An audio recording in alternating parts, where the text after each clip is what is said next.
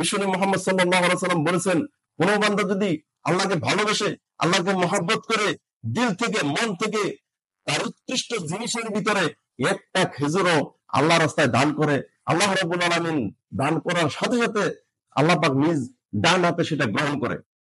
এবং নবী সাল্লাল্লাহু আলাইহি ওয়াসাল্লাম বলছেন, তোমরা যেভাবে তোমাদের গরু ছাগলের বাচ্চাগুলি, ওদের বাচ্চাগুলি লালন পালন করো, আল্লাহ রাব্বুল আলামিন এমনি ভাবে তোমার ওই যে একটা খেজুর এটা লালন পালন করতে থাকে, করতে করতে পাহাড় অথবা মিসলের জাবাল আও আযম, বিশাল পাহাড় অথবা পাহাড়ের চেয়ে বিশাল সম্পদ আল্লাহ পাক আপনাকে আমাকে দান করে দেন।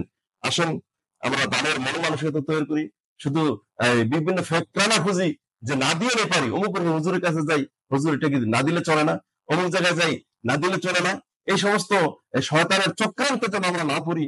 আসেন আমরা ইসলামকে ভালোবাসি, আল্লাহ পাকের কথাগুলিকে ভালোবাসি, আল্লাহর দিনটাকে ভালোবাসি, এবং যার যতটুকু ফসল আসে ওই ফসলগুলি সঠিকভাবে মেপে ওজন করে সঠিক নিয়ম অনুসারে আমরা যেন তার হক আদায় করে দিই। মনে রাখবেন, আপনি যদি আপনার উপরে ফরজ হয় নাই তারপরে যদি দান করেন, অবশ্যই এর মধ্যে আল্লাহ পাক অসংখ্য বরকত দান করেন।